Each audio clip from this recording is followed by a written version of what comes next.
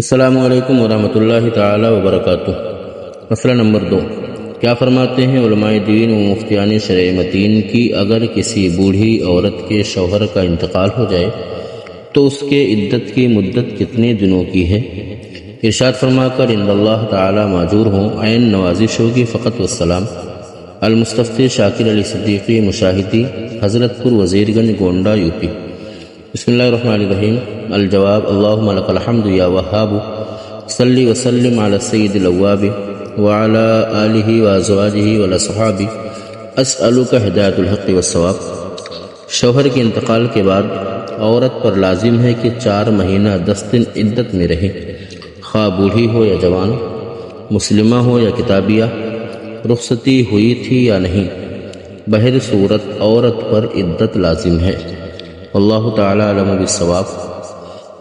محمد انوار رضا فیضی، خادم دارالفتہ شعبہ الاولیاء، ممبئی۔